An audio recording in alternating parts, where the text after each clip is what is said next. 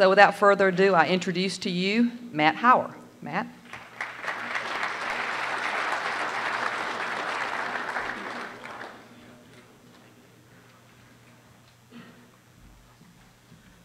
Thanks, Laura. It's really great to be here to talk about a subject that I personally find very, very interesting, and that's the state that we live in, Georgia.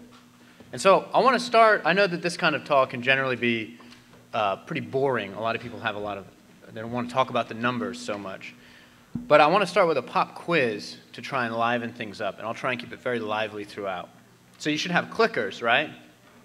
Been using them all day, hopefully? No? Well, we're going to use them now. So we're going to start with a pop quiz on Georgia. I want to see what you guys know about the state that we live in. Does that sound pretty good? All right, so we'll start off pretty easy. How many counties in Georgia are there? How many counties in Georgia? So you'll push 1, 2, 3, or 4.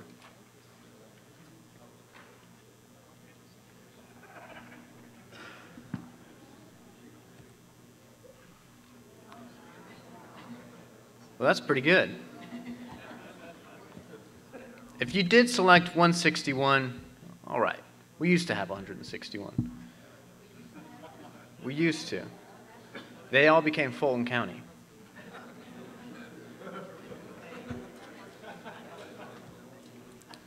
What is the fastest growing county in Georgia? Is it Stewart, Forsyth, Cobb, or Bryan County?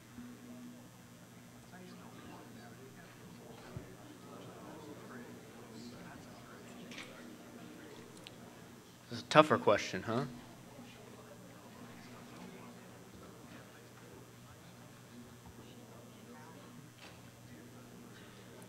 So we're kind of split on which one it is.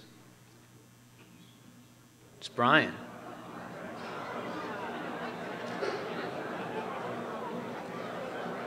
Yeah, surprising, huh?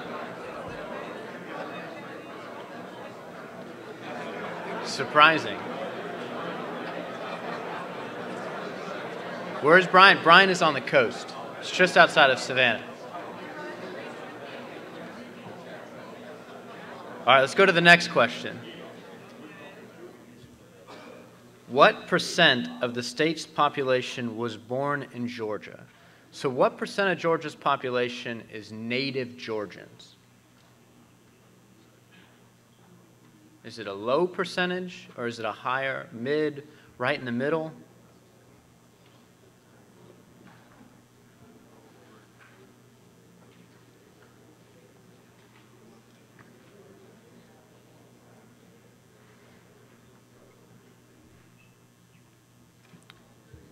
So most people think we're right around 43%.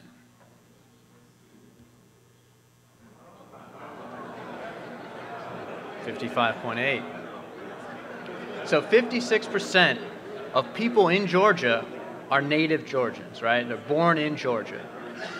Now, when we talk about the population is born in Georgia, that's the whole population. So that includes those who are under the age of 18. Now, if we were to pull that population out, then the state's population that's native Georgian is 49%. So halfway in between. So that means only half of Georgians, really, are native Georgians. The other half are migrants. Pretty interesting, huh? So when people move to Georgia, then, more people move to Georgia from where than any other state? When people move to Georgia, where are they coming from?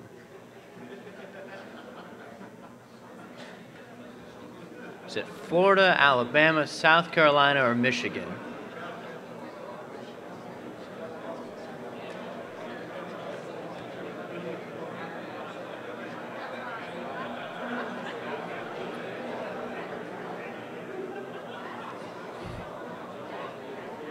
So most people think it's Florida or Michigan. It's Florida. If you did buzz in Michigan, I'll give you credit. Michiganders do move to Florida and then move to Georgia.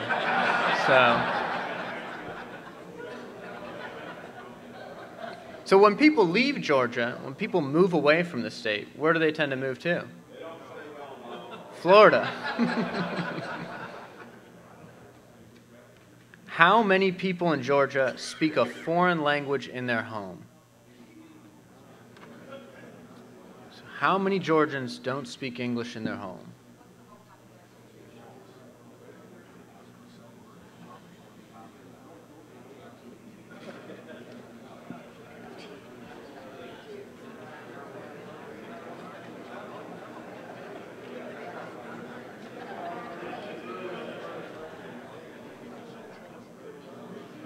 So it seems like a split between 1, 2, and 3.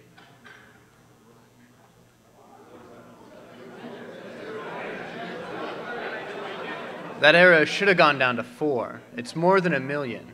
Just over 1 million people in Georgia. Just over 1 million.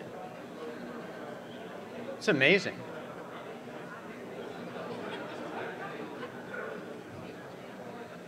All right, we have one last question. One last one. Where does Georgia rank in terms of household income? Does Georgia rank towards the top? Does it have the highest? Does it rank in the middle? Towards the bottom?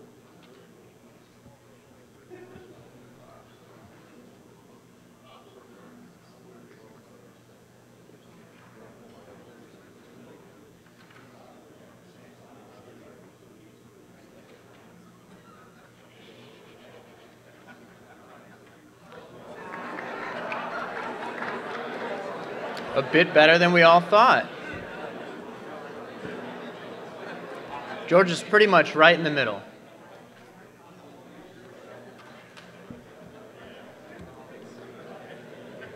Now Georgia is, when you really think about it, Georgia's a really interesting state to study demographically. I mean, the state, aside from the fact that it has nearly 9 million people, has a tremendous amount of variance throughout the entire state, right? There's so many different regions within the state, so many distinct populations that really make it very interesting to study demographically. And I'll touch on a lot of these populations throughout this talk. Now, when we look at the population of Georgia and how it's changed over the last century, for most of the 20th century, Georgia's population was pretty much flat. It barely grew. And right around the 1970s, this changes, and we start to see a lot of growth in Georgia. We start to see the increase, the very rapid increase in Georgia's population. And so demographers have a way of characterizing this change. We call them components of change, and we have two. We have what we call natural increase and net migration. A natural increase is the births minus the deaths, and net migration is the in-migrants minus the number of out-migrants. And so up until the 1970s, more people left the state of Georgia than moved in. We have negative net migration. Georgia was a net exporter of people. And right around 1970, this changes. And each decade since then, we've seen larger and larger net migration. This tops out in the 1990s, where over 1 million more people move into the state than leave.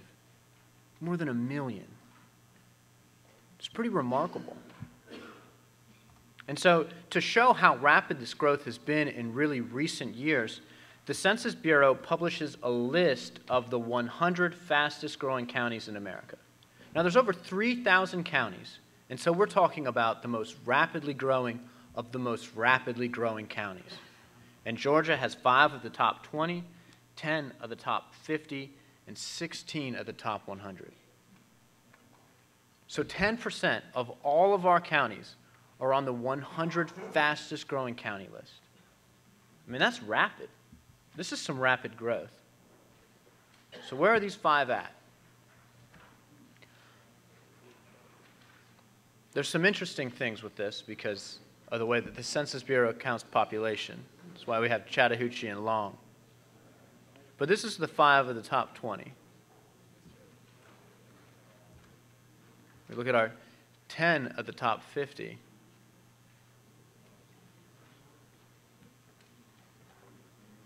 And the 16 of the top 100.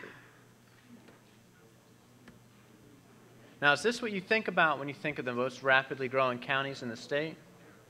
Yeah? Now, not every county has this growth, right? We can look at the population change over the last decade for each county. Counties in gray are counties that lost population over the last decade. And we can see population loss in southwest Georgia and in east Georgia. And most of the growth that occurred over the last decade was occurring in exurban Atlanta, the coast, and the mountains. Now, this is only 2000 to 2010. So this is a full decade's worth of population growth. And this has shifted. This has changed in the last year. We have new estimates for 2011. And when we look at the population change from 2010 to 2011, it's a very different map. That growth that we saw for the last 10 years has really slowed down. 70 counties had population loss in the last year. Half of our counties. So the trends that we've been seeing, we're starting to see new trends, a new trend emerging, much slower population growth. Now, I do like to talk about Atlanta, because I think whenever we tend to talk about the state, we tend to focus and see it's Atlanta and the rest of the state. And in the metro area, we tend to say it's the city of and the rest of the metro area. So this is actually Atlanta. This is housing density in metro Atlanta, the 10-county region. And this is the housing density in 1940. And we can see how that's changed, how housing growth and population growth in the metro area has shifted over the last 70 years. And that dense urban core is very different today. That we really are talking about a metro region.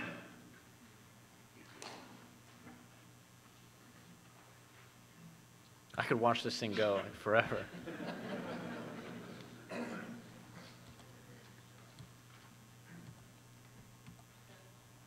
Now, to show how this sort of has broken down, this population growth over the last decade, the state added right around 1.5 million people.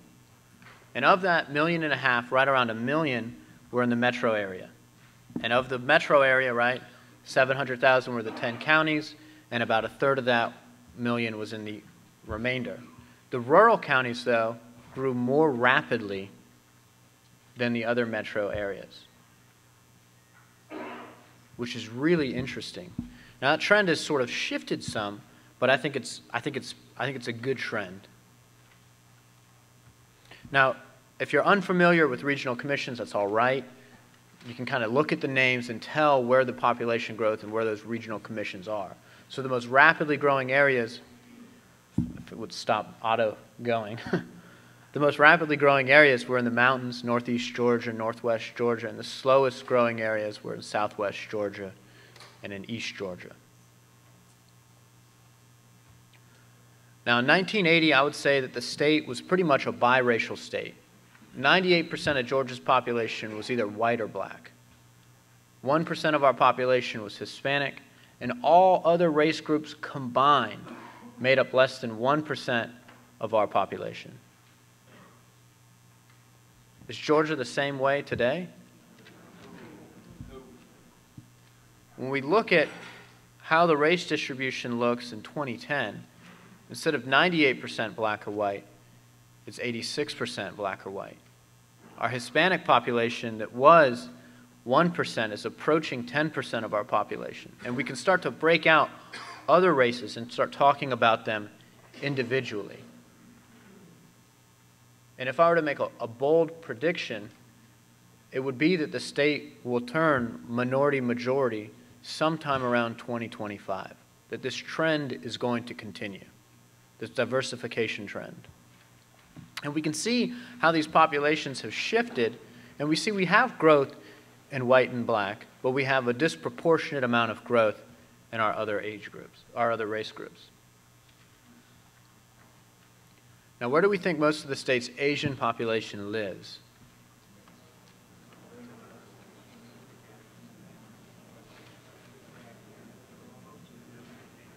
Metro Atlanta, right? Now, I do like to say that Georgia is the new California. That's probably going to rub some of you guys the wrong way. But there's a really good reason as to why. We have what we call a traditional immigrant gateway, right? A place like New York City, a place like Los Angeles, San Francisco, Chicago, right? We think of the little Italys and the Chinatowns of the world. But we also have emerging gateways, new immigrant gateways. And Georgia has 4 counties that fit those criteria of a new immigrant gateway. And they're Henry, Gwinnett, Fulton, and Cobb, all 4 in metro Atlanta. And these 4 counties are particularly interesting because Henry County is one of the 4 most rapidly growing new immigrant Asian destinations in America. And Gwinnett has the largest numerical new immigrant Asian population in the country. Gwinnett County is emerging as the new Asian gateway. And that's remarkable. That is remarkable. That we have conversations about New York City, about Seattle, and we have to talk about Henry County. We have to talk about Gwinnett. We have to talk about Atlanta. So that's why Georgia is the new California. When we talk about the state's Hispanic population and where they're located, yes, right, Metro Atlanta is going to stick out automatically because there's a lot of people in Metro Atlanta. But what I really like about this map on where most of the state's Hispanic population lives is you get counties like Glenn County on the coast or Colquitt County in southwest Georgia that appear on the same statewide map as Gwinnett, as Cobb. They have such large Hispanic populations to the same map as Gwinnett. But by county, when we look at the Hispanic population by county, we see a very different map as well. Percentage of the county population that is Hispanic. We see a very, very different map.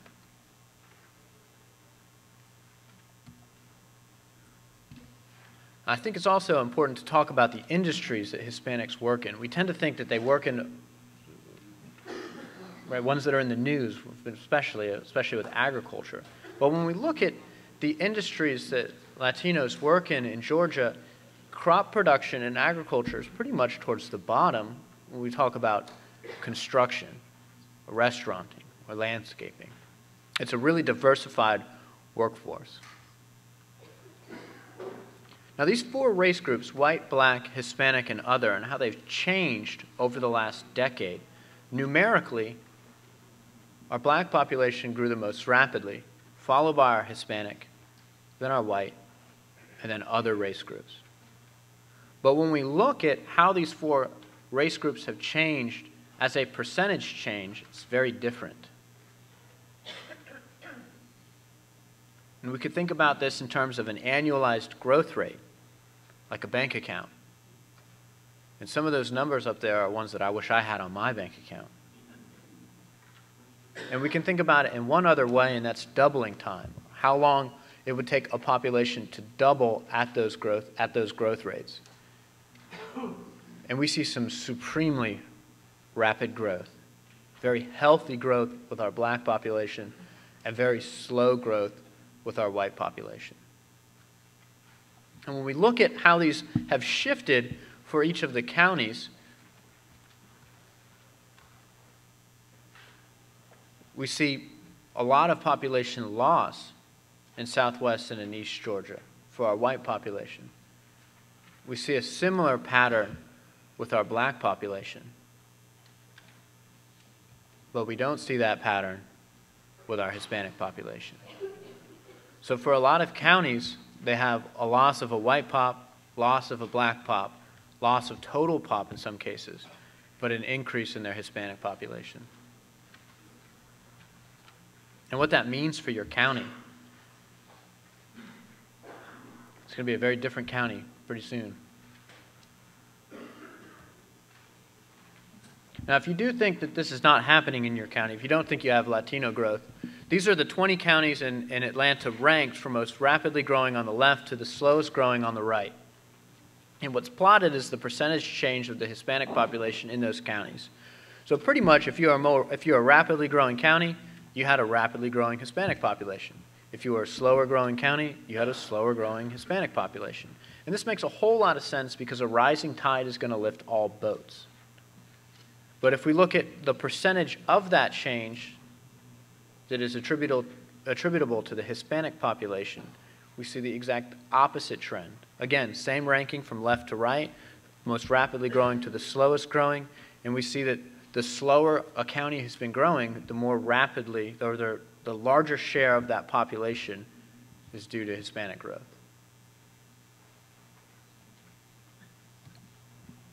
And I do want to talk about another way that we add people to populations, and that's through fertility. So demographers only care about one thing, and that's the number of women of childbearing ages when it comes to fertility. Men don't even come into the equation. And so, of course, we have a rate, we have a metric called the total fertility rate. It's the total number of children a woman will have in her lifetime. And so in 2000, the statewide rate was 2.1.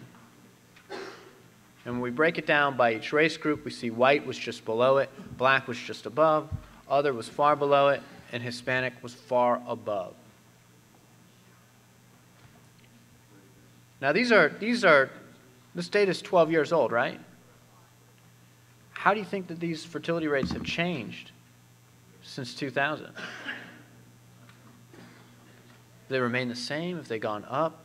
Have they gone down? Well, when we look at how white and black have changed since 2000, the trend has been toward lower fertility, and the effects of the recession are readily apparent. We have much lower fertility. Now, I don't include Hispanic because the average Hispanic woman in 2000 had 3.5 children, and the average Hispanic woman in 2009 had 3.5 children as well. That same fertility decline that we see in our white and black populations, we are not seeing in our Hispanic population.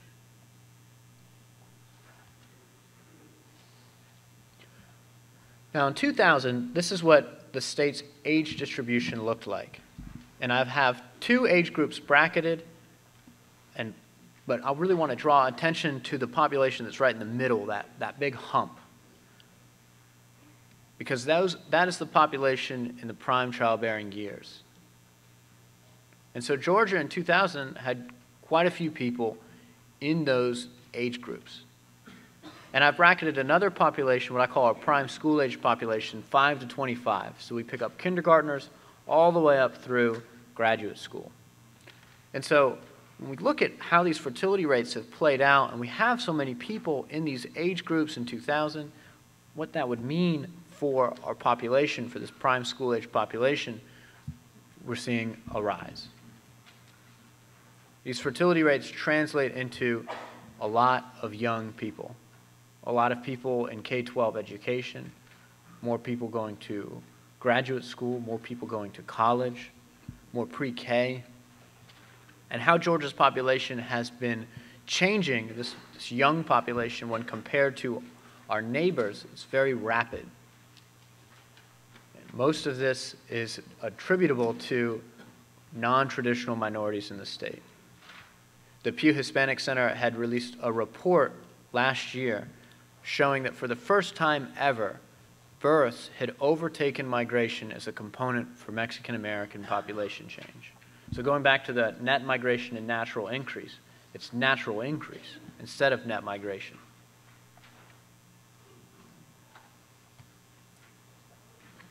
I think whenever we talk about our state's population, I think it's really important to talk about educational attainment. And if you've ever tried to look at high school graduation rates, you would know how incredibly confusing high school graduation rates can be, especially the way that the state's been calculating them. So I've got three up here. We have what the state reported in 2006 at 72%. The U.S. Department of Education that year calculated it at 62%, and Education Week, which is an independent nonprofit, calculated it at 56%. It's incredibly complicated and confusing the way that high school graduation rates can be. Who would have known? But I like going with Education Week because it's the most comparable to the new method that the state is going with, the cohort method. And so what these represent for 2006 are people who entered high school in 2006. How many graduated 4 years later in 2009? And so the national graduation rate using this metric would have been 69%. So the state was far below the national average, and what it translates into is 64,000 students did not graduate high school in 2009 that should have. And barring a miraculous turnaround in high school graduation rates, we can assume that 64,000 students did not graduate high school that should have in 2010 and again in 2011. And we all know how correlated high school graduation and education in general are correlated to so many socioeconomic factors. We can look at poverty rates, and we see that the higher education somebody has, the less likelihood of that person being in poverty. We can look at earnings, and we see the same trend. The higher somebody's education, generally, the higher their earnings are. We can look at unemployment rates, and we see the exact same trend.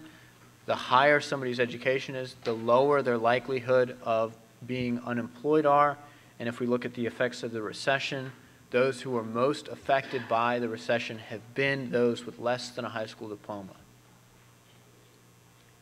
And so what all this translates into is that Georgia has this very large population of what would have been recent graduates, 18 to 24-year-olds, who are not enrolled in any type of schooling and do not have a high school diploma. No diploma, no schooling. It's 15%. 15% of our 18 to 24-year-olds fall into this category.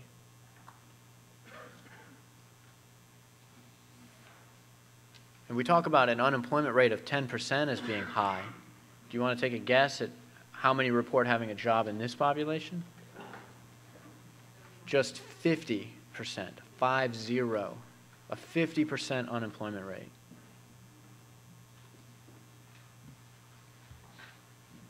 When we look at educational attainment within race, we see that white and black have comparable educational attainment rates when compared to our Hispanic population, where 45% of our Hispanics in the state have less than a high school diploma.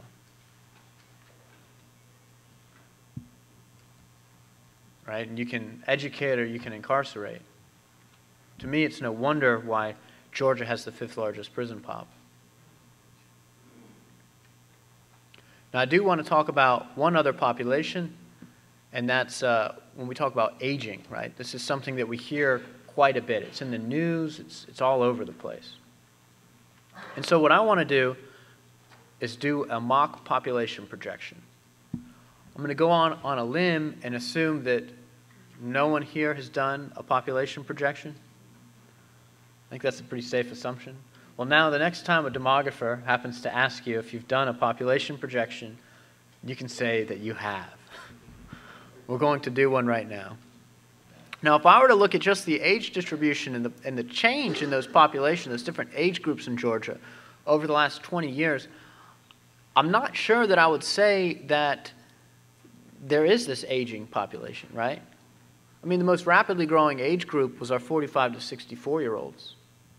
And we still have plenty of growth in the population under the age of 25, and we should have that continuing. So how do we have this aging population? How do we have this always in the news and everywhere? Well, we have to start thinking like demographers, and that's what we will do when we do a population projection right now. So these are the age groups, again, and these are the populations in millions for the state. So a 25-year-old in 20 years becomes a 45-year-old. So we move them over and down and move diagonally through a chart. This is where we get that 111% population increase for our 45 to 64-year-olds. So then a 45-year-old in 20 years becomes a 65-year-old. And that growth now for 45 to 64 is no longer 111%. Instead, it's moved, and now our 65 to 80-year-olds will be the next most rapidly growing age group within the state. And this is the baby boom. These are the boomers. And so when we look at the population of Georgia in 1990, we can see the boomers. I mean, it sticks out. It's a massive wave. And we can see how that population has aging through and what it does to the different age groups. As those boomers age, we can see how those age groups increase.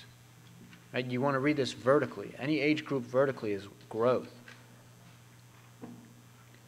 If we were to look at some population projections, we would see that that is going to continue.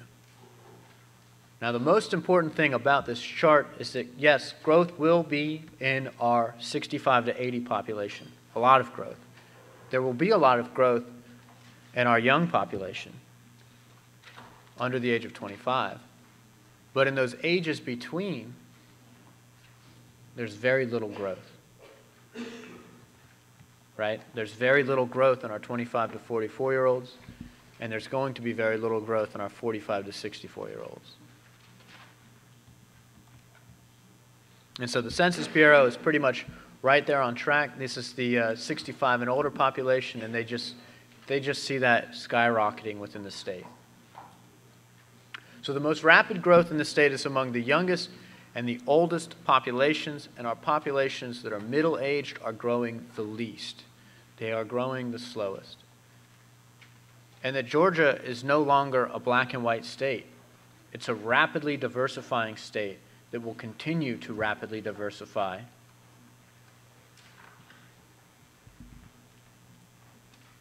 Now, this is a saying that I happen to hear quite often. I think it's getting to the point now that I probably say it more than I hear it, that demography is destiny. And I think that there's a lot of truth to that saying. We talk about the baby boom, right? It's sort of this feeling of inevitability. Boomers have already been born. They've already lived lives, worked, raised families.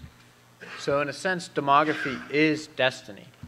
But I really like this quote from Abraham Lincoln, where he said that the best way to predict the future is to make it. And I think that is just absolutely perfect. That we do have control over the future that we wish to have, even if it is our demographic future.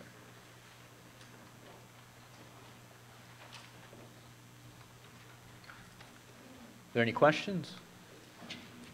I think somebody's going to come around.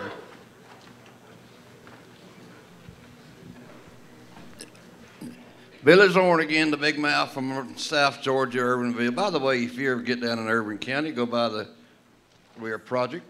I want to ask you a question there, sir. When do you think Georgia will attain ZPG, zero population growth? When will it? Yeah. Well, if we can go back all the way back up to the top, way, a long time ago, with the components of change. Oh, the question was, when will Georgia reach zero population growth? So there's two components of change, the main components of change, and they're natural increase and net migration. Whoop. Too far.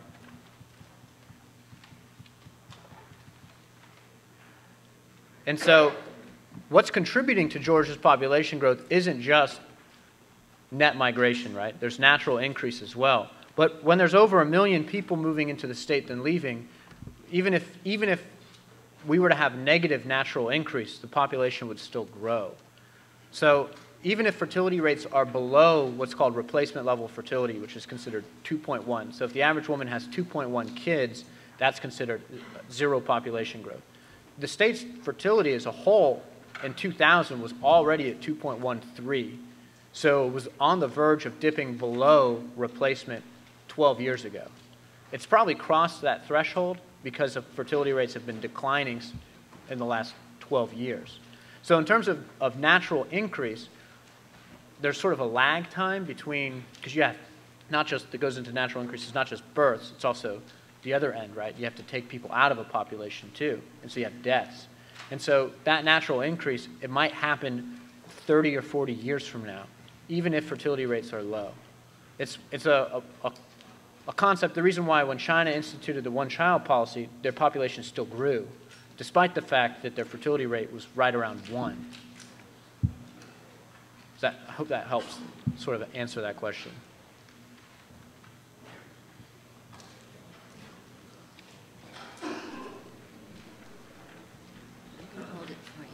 Thank you.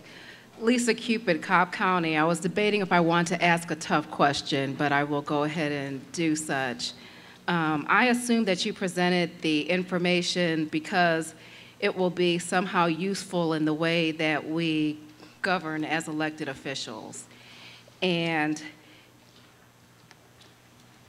I've been in many presentations where demographic data has been shared, but I also know that when it comes to looking at particular outcomes and impacts, particularly by race and age, you certainly tend to see persons in certain groups not faring as well as others.